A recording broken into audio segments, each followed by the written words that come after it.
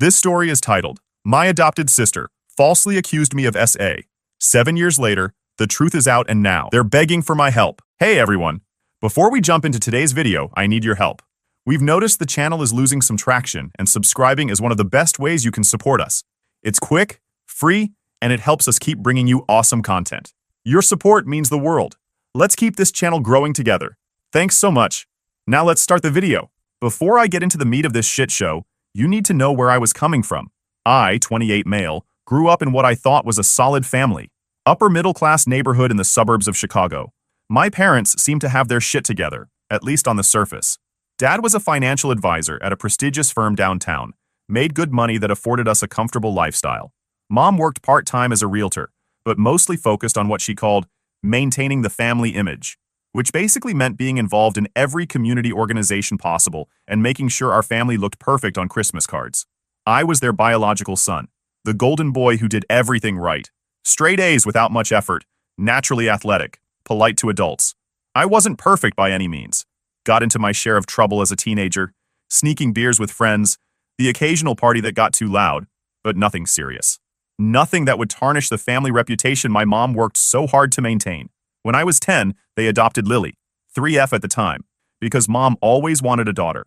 I remember the day they brought her home. Tiny little thing with these big brown eyes that had everyone wrapped around her finger within minutes. And I'll admit, I was kind of a dick to her at first. Suddenly, I wasn't the center of attention anymore. Everything was about Lily. Lily's first day of preschool. Lily's dance recital. Lily's cute new outfit. Looking back, it was normal sibling jealousy, but at the time it felt like I was being replaced. As we grew up, I thought we developed a decent sibling relationship. Nothing special, but normal. We fought sometimes, but I always looked out for her. When she was in 2nd grade, some kid kept pulling her hair and pushing her on the playground. I was in 9th grade by then, and I remember walking her to elementary school one day and having a very clear conversation with the little punk. No one messed with her after that. I even taught her to defend herself. Basic stuff like how to throw a proper punch if she absolutely needed to. I was her big brother, you know? By my senior year of college, I was killing it. Captain of our Division II baseball team with serious prospects for at least minor league ball. Had a 3.85 GPA in business administration with a minor in finance. Had a solid group of friends. The kind of guys who would help you move or pick you up at 3 a.m. if your car broke down. And I spent a lot of time in the gym. Had been lifting seriously since high school. And by college, I was in the best shape of my life. Bench pressing 315 for reps, squatting 405, deadlifting 495. Had that V-taper everyone works for. Broad shoulders, narrow waist, visible abs year-round. Not trying to sound conceited here, just painting the picture of where I was at in life. I dated a few girls seriously over the years, but nothing that stuck. Was mostly focused on my future, to be honest. Dad had connections at several investment firms in Chicago, and I was set to enter a management training program at one of the big ones after graduation. My path was clear. Finish school strong, maybe play ball for a couple more years if I got the chance, then settle into a career in finance. Eventually find the right girl, get married, have kids, the whole American dream package. That was the plan anyway. Lily was 15 by then, a sophomore in high school. She'd grown into this artsy theater kid, always in some school play, always dramatically overreacting to everything. But that's teenagers for you. She had her own friends, her own life. We'd grab dinner together when I was home from college on breaks, catch up on life. Normal sibling stuff, or so I thought. Looking back, there were signs I missed. How she'd get jealous when mom and dad bragged about my baseball achievements. How she'd make little comments about how easy I had it. How she'd sometimes make up elaborate stories about things that happened at school that couldn't possibly be true. But hindsight's 20/20, right? It was a Tuesday in October of my senior year. Just finished a brutal practice where coach ran us into the ground after we'd lost a weekend series to our biggest rivals. My legs felt like jelly. My shoulder was sore from too many bullpen sessions, but in that good way, you know? Like you pushed your body to its limits, and it responded. Hit the showers, changed into jeans and a hoodie, and checked my phone on the way out to my truck. A used F-150 my parents had helped me buy for my 20th birthday. Holy shit. 37 missed calls, 54 texts, messages like, "You sick fuck, how could you? You're dead," all from family members and family friends. My heart started racing immediately. My first thought was that someone had died, maybe grandma or grandpa. I called Dad immediately. "What the hell is going on?" I asked when he answered. His voice was ice cold, something I'd never heard before. "Get your ass home now. Don't you dare go anywhere else." Then he hung up. I stood there in the parking lot, staring at my phone, trying to make sense of what was happening. Called mom. No answer. Called my best friend from high school who still lived near my parents. No answer from him either. It was like everyone had suddenly decided I was radioactive. I drove the 20 minutes home in a daze, my stomach in knots the whole way. NPR was on the radio, but I couldn't focus on a single word they were saying. Pulled into the driveway, and my Uncle Mike's truck was there along with several other cars. Uncle Mike was my dad's younger brother, a construction contractor with a temper who'd never really warmed up to me. Before I could even get out, Uncle Mike charged at me from the front porch, yanked open my truck door, grabbed me by my shirt, and slammed me against the side of the truck. "I'm gonna fucking kill you," he screamed, his face inches from mine. His spit was hitting my face and I could smell beer on his breath. His eyes were wild, like nothing I'd ever seen before. I could have broken free easily. Mike was 50, out of shape, and I was a 22-year-old athlete in my prime. But I was too shocked to react. Dad and my other uncle, Steve, pulled him off me. "Inside. Now," Dad ordered, not looking me in the eye. I walked up the front steps and into our living room. It was packed. Mom was on the couch, her eyes red and swollen from crying. Both sets of grandparents were there, looking grim. Aunts, uncles, even some close family friends. And Lily, my sister, was curled up against Grandma, sobbing into her shoulder. The room went dead silent when I walked in. Everyone was staring at me with this mix of horror and disgust that made my blood run cold. "What the hell is happening?" I demanded, looking around the room for any hint of what was going on. Mom looked up, her face twisted with rage and disgust I'd never seen before. "How could you? Your own sister. What are you talking about?" I was genuinely confused, looking from face to face for some explanation. Dad stepped forward, his normally composed financial advisor demeanor completely gone. He looked like he wanted to tear me apart with his bare hands. "Lily told us everything about how you've been coming into her room at night for years." The accusation hit me like a freight train. I couldn't breathe. The room started spinning. "What? That's insane. I never touched her." Lily was sobbing harder now. "You said no one would believe me. You said you'd hurt me if I told. You said it was our secret." "That's fucking bullshit," I yelled, the shock giving way to anger. "I've never said that. I've never done anything to her. What the fuck is going on?" Uncle Mike lunged at me again, but was held back by Dad and Uncle Steve. "My buddy's a cop. You're going to prison, you piece of shit. They're gonna love you in there." I tried to defend myself, tried to make them see how ridiculous this was, but it was like talking to a brick wall. No one was listening. Lily kept remembering more details, making up shit that never happened. Said I first touched her when she was 10, and I was home from high school for Christmas break. Said it had happened dozens of times since then. Said I threatened to hurt her, to hurt Mom and Dad if she ever told anyone. Every word out of her mouth was a complete fabrication, but they were all nodding, consoling her, glaring at me. It was surreal, like I'd stepped into some alternate universe where everything was backward. Then Dad snapped. He'd always been controlled, never violent. But something broke in him. He walked right up and hit me with a right hook that would make heavyweight boxers proud. Caught me square in the jaw and I went down, tasting blood where my teeth had cut into my cheek. "Get your things and get out. You're no son of mine," he said, standing over me, flexing his hand. Mom had already packed some of my clothes in trash bags. They were by the door. Dad grabbed my wallet, took out all the cards with his name on them, credit cards, health insurance, everything. "Dad, please, this isn't true," I begged, blood dripping from my split lip. "You've known me my whole life. You know I would never do something like this." He grabbed me by my shirt, dragged me to the door, and literally threw me down the front steps. I landed hard on my shoulder, feeling something pop that would later turn out to be a minor separation. The bags of clothes followed, then my baseball gear. "If you ever come near this family again, I'll kill you myself," he said, then slammed the door. I sat there on the lawn, blood on my face, shoulder throbbing, neighbors peeking through windows at the commotion. My entire life had just imploded in less than an hour. I spent that night in my truck in the baseball field parking lot, trying to process what had happened. Couldn't sleep. Kept replaying the scene over and over, trying to understand how Lily could do this, how my parents could believe her without even questioning it. By morning, my jaw was swollen and purple, and my shoulder hurt so bad I could barely move my arm. Called a teammate, Ryan, who let me crash on his couch for a week. His roommates weren't thrilled about it, but they tolerated me. I tried calling, texting, emailing everyone in my family, my grandparents, aunts, uncles, cousins, people who had known me my entire life. No responses except one text from Dad. "Contact us again, and I'm filing a restraining order. You're dead to us." Ryan tried to help. "Dude, you need to go to the police. File a report about your dad hitting you. Get ahead of this thing." But I couldn't. Something in me couldn't accept that this was really happening. Kept thinking my parents would come to their senses, realize how insane this all was. And honestly, I was scared. What if Lily didn't back down? What if they believed her over me? How would I prove a negative? That I didn't do something? 2 weeks later, I got an email from the university. My tuition payment for the semester was overdue. My parents had canceled it midterm. I went to the financial aid office, tried to get emergency loans, but without a cosigner and with barely any credit history, I was fucked. Had to drop most of my classes to part-time status so I could work full-time to afford even that. Coach was understanding at first. Let me stay on the team, but I missed so many practices because of my new job working security at a bar that I barely played.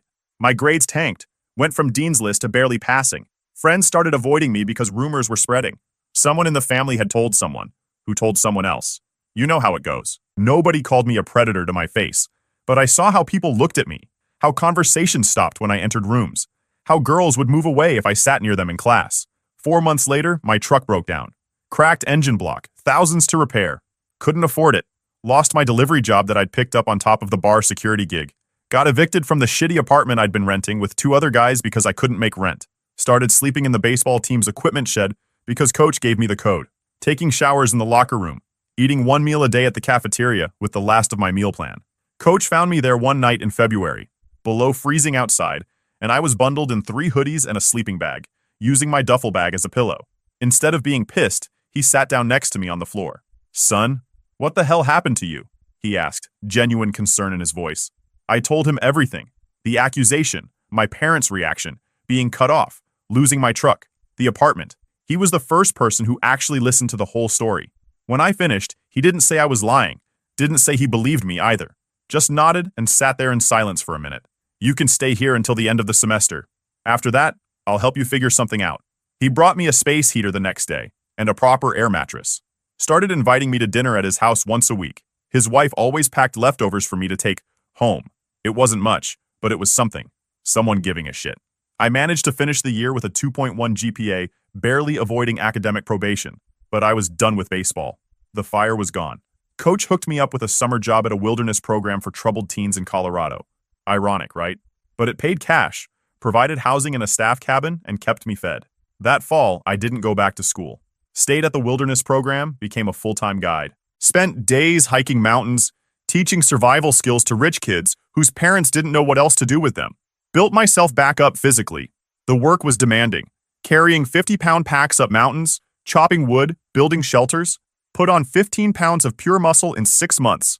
At night, I'd get blackout drunk with the other guides. On days off, I experimented with anything I could get my hands on. Weed, acid, shrooms, coke. Wasn't careful. Didn't care. Was trying to numb myself to the reality that my old life was gone forever. After a guide died in a climbing accident that I probably could have prevented if I hadn't been nursing a hangover, the program director pulled me aside. Jake, you're one of our best guides when you're on. The kids respect you. You know your shit in the field, but you're a liability when you're like this. I can't have you responsible for kids' lives when you're self-destructing. Got fired the next day. Spent the next year living out of my new beater car, a 1998 Honda Civic I bought for $1,200 cash. Worked whatever jobs I could find. Bouncer at bars, security at events, day labor construction. Any job where I could use my size and nobody asked too many questions about my background. I avoided women completely. Avoided families. Would literally walk out of restaurants if a kid sat too close to my table. The fear of being accused again was paralyzing. Had nightmares where I was in prison. Other inmates finding out what I was in for. Would wake up in a cold sweat, heart pounding so hard I thought I was having a heart attack. One night, I was working security at a college bar in Fort Collins. Recognized a guy from my old university. He'd been on the football team while I was there. He recognized me too. Started telling his friends who I was, what I'd supposedly done. By closing time, they were all giving me looks, making comments just loud enough for me to hear. Fucking predator. Sick fuck. Someone should teach him a lesson. I tried to ignore it, did my job, escorted the last patrons out at 2 a.m. Was walking to my car when I got jumped in the parking lot. 3 guys from earlier. They'd been waiting. Called me a pedophile, a predator. Said they were going to make sure I couldn't hurt anyone else. I fought back, landed some solid punches, broke one guy's nose for sure. But it was 3 against 1. And they had the element of surprise. Ended up with 3 broken ribs, a fractured eye socket, dislocated shoulder, and a concussion.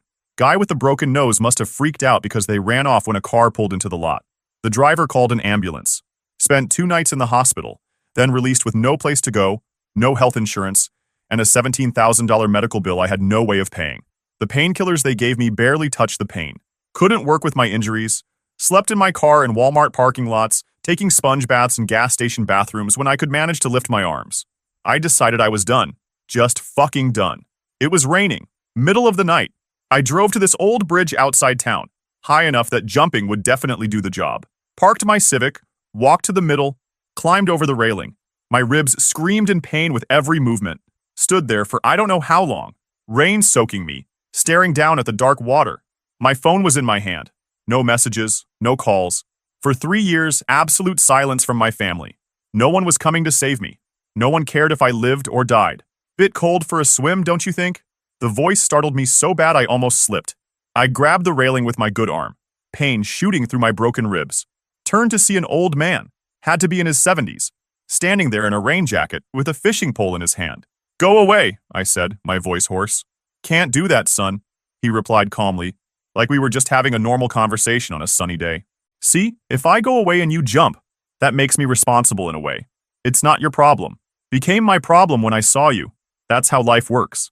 He moved closer, not threatening, just steady. My name's Frank, retired Marine Corps. Seen plenty of men at their breaking point. You want to tell me what's got you standing on the wrong side of this railing? You wouldn't understand. Try me. I don't know why, but I told him. Everything. The accusation. Being thrown out. The last 3 years. Maybe because I figured I'd be dead soon anyway. Maybe because he was a stranger who didn't immediately look at me like I was a monster. Maybe because something in his eyes reminded me of my grandfather, the only person in my family who might have believed me if he wasn't suffering from dementia. When I finished, he just nodded, exactly like my old coach had. Then he said something I'll never forget. Son, you've been carrying this alone long enough. Put down the weight for one night. Come have a hot meal, dry clothes, and we'll talk about it with clear heads tomorrow. Why would you help someone like me? You don't know if I'm telling the truth. Frank's eyes were sharp, even in the dim light. Been reading men's faces for 50 years in combat and in peace. You're either telling the truth or you're the best damn liar I've ever met. Either way, dead is permanent. Food isn't. I could have ignored him. Could have jumped anyway. Some days I wonder why I didn't. But something about his certainty, his calm in the face of my storm, made me climb back over that railing. Frank's house was small but immaculate. Military precision in everything.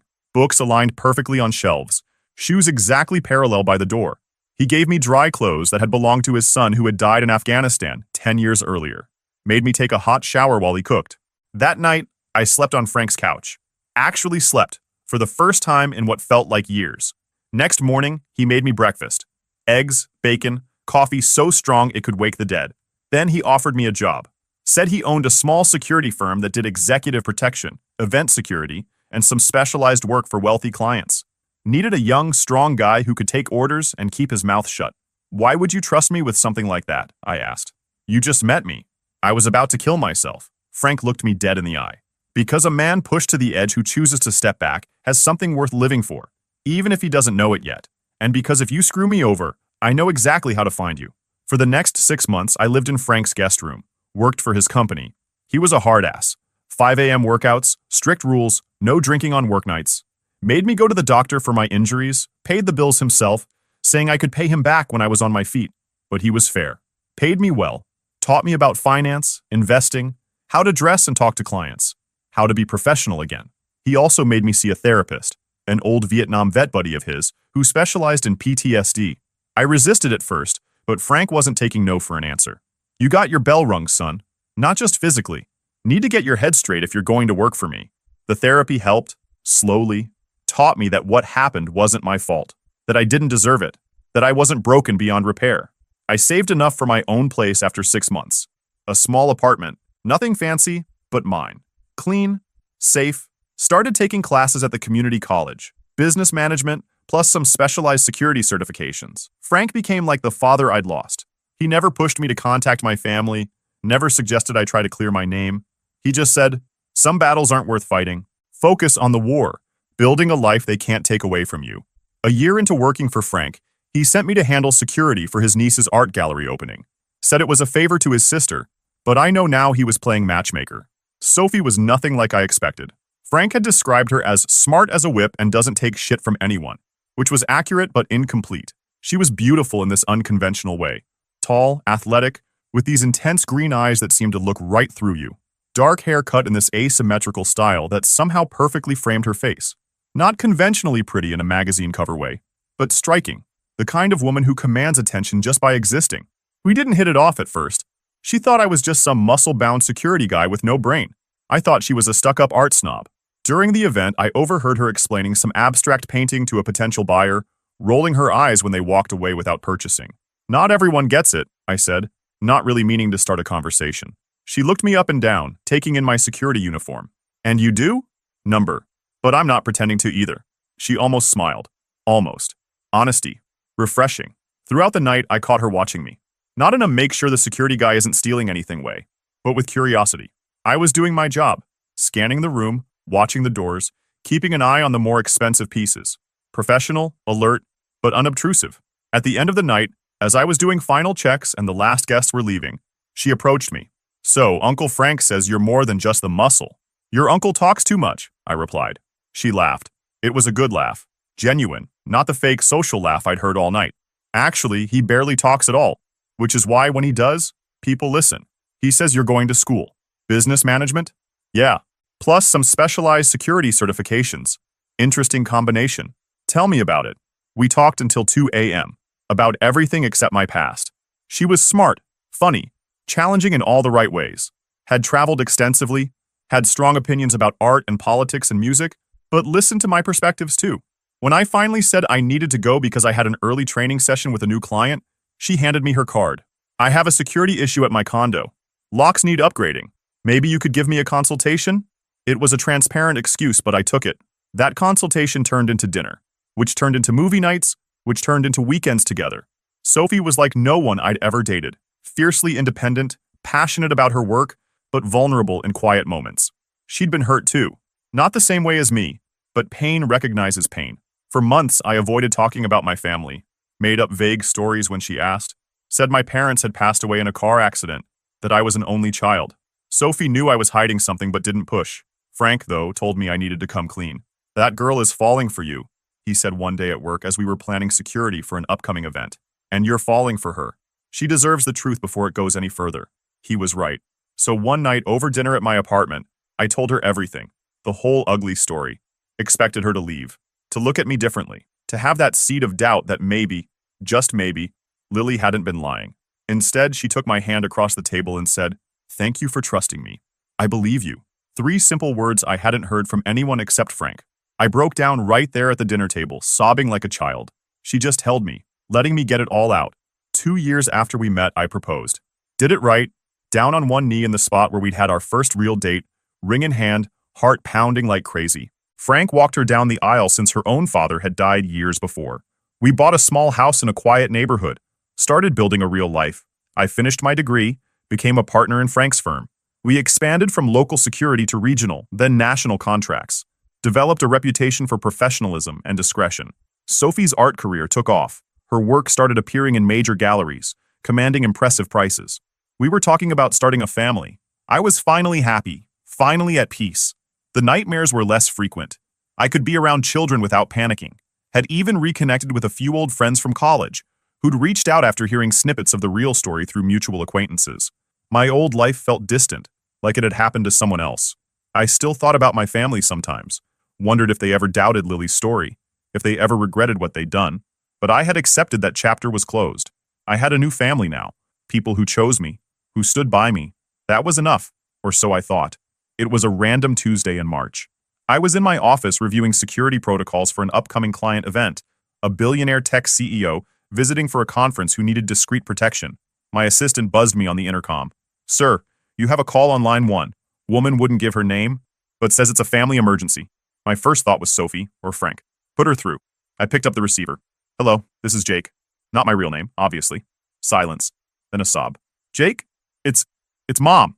My body went cold. I hadn't heard her voice in 7 years. I wanted to hang up, wanted to scream. Instead, I just said, "What do you want?" "Please don't hang up," she begged. "We need to talk to you. It's important." We haven't talked in 7 years. Nothing could be that important. My voice was ice. Lily confessed. She lied about everything. She made it all up. The world stopped. 7 years of pain, of rebuilding my life from nothing, of nightmares and panic attacks and therapy, all because of a lie. A lie I'd always known it was. But hearing her admit it, "Jake, are you there?" I hung up, walked out of my office, told my assistant to cancel my meetings, and drove to Frank's house. After I told him, he just nodded and said, "What do you want to do?" "I don't know." "Yes, you do.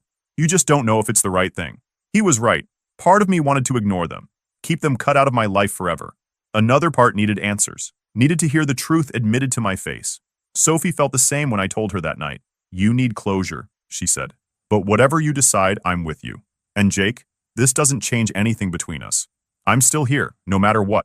For 2 weeks, I ignored the calls and texts that started flooding in. From Mom, from Dad, even from relatives who had shut me out years ago. Talked it through with my therapist. Yes, I have one. Not ashamed to admit it. Finally decided I needed to face them, but on my terms.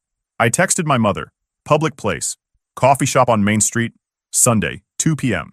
Just you, Dad, and Lily. I'll have people with me. One chance only. Sunday came. Frank insisted on coming as backup. Sophie was by my side, gripping my hand so tight it almost hurt. We got there early, took a table in the corner where I could see all entrances and exits. Old security habit that never goes away. My stomach was in knots. Part of me still expected them not to show, or for this to be some elaborate trap. Sophie kept checking on me, her eyes full of concern. "We can leave any time, okay? Just say the word." They arrived exactly at 2. Mom looked older than I remembered, hair more gray than brown now, face lined with stress. Dad had lost weight, almost gone, his expensive suits replaced by khakis and a button-down that had seen better days. Lily, now 22, looked completely different from the teenager I remembered. Her face was thinner, her eyes downcast, none of the dramatic flair she'd always had. Mom saw me first. Her eyes filled with tears, and she rushed forward, arms outstretched for a hug. I stepped back, putting Sophie slightly between us. "Sit." No one spoke for what felt like minutes. Finally, Dad cleared his throat. "Son, I'm not your son." I cut him off. "You made that very clear 7 years ago. Now talk. Why am I here?" Mom started crying. Dad looked broken. Lily still stared at the floor. 3 months ago, Dad began, his voice rough. "Lily called a family meeting.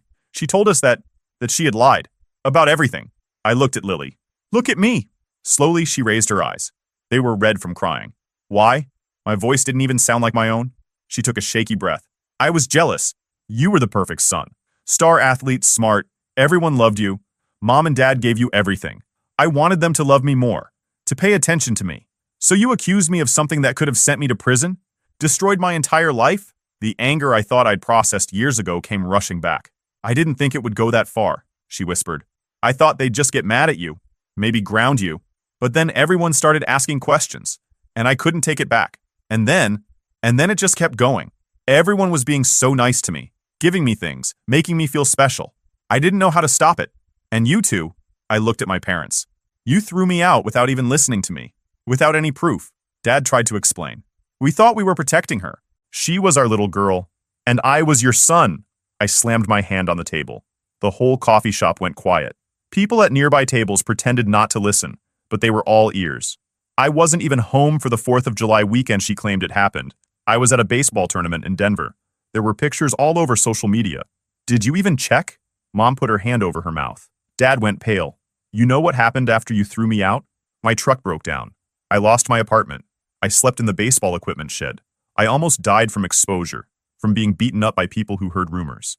I stood on a bridge ready to jump, because the family who was supposed to love me believed the worst without a single question. I pulled out my phone, showed them pictures. Me with my black eye and split lip from the bar fight. Me looking emaciated during my homeless period.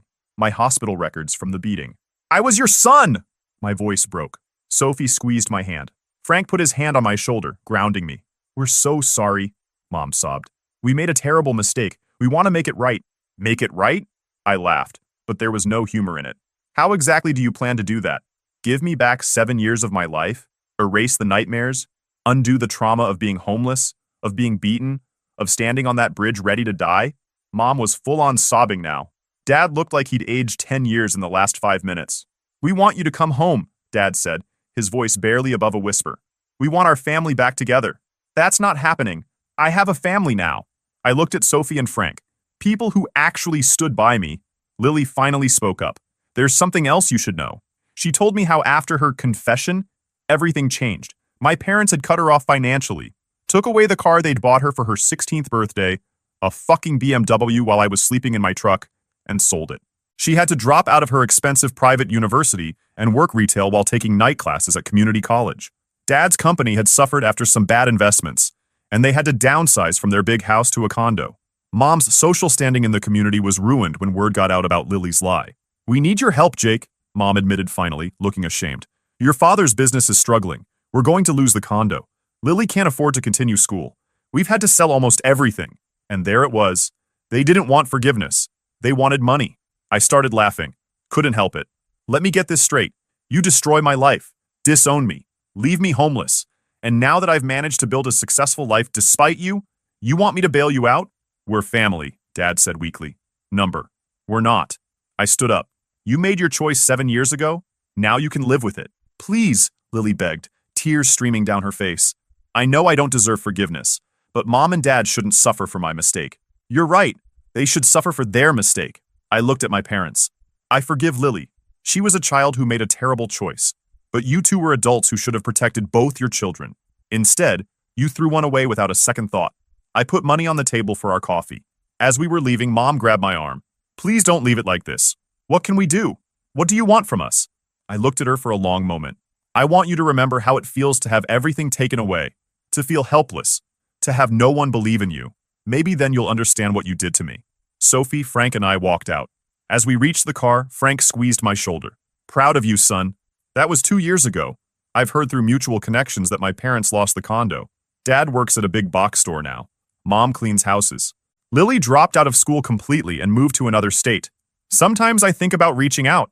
Sophie says that would be the final step in my healing. Forgiveness not for their sake, but for mine. Frank says it's my choice and he'll back me either way. For now, I'm focusing on my own family. Sophie is pregnant with our first child. We're expanding the security firm into 3 new states, building something real that can't be taken away. Edit 2. To answer some common questions. Yes, I've considered pressing charges against Lily for false accusations, but the statute of limitations has passed in my state. No, I don't feel bad about not helping my parents financially. They made their bed. And yes, Sophie is doing great with the pregnancy. Thanks for asking. Edit 3. A lot of you are saying I should help Lily since she was just a kid when this happened. Maybe you're right, but she was 15, not 5, old enough to know what she was doing, and she let me suffer for 7 years before coming clean. That said, I might reach out to her someday, just not ready yet. Edit 4. For those asking if I'm going to let my parents meet their grandchild, I genuinely don't know. Will they be in the delivery room? Absolutely fucking not. Will they ever babysit? Hell no. But maybe supervised visits someday when I can be sure they won't poison my kid against me with more lies. And only if they get extensive therapy and take full responsibility. Edit 5. Some people are calling this story fake. Whatever. Believe what you want. Why would I make up something this fucked up? I came here to process and maybe help others who've been falsely accused, not for internet points. Edit 6. Thank you to everyone who shared similar stories in the comments.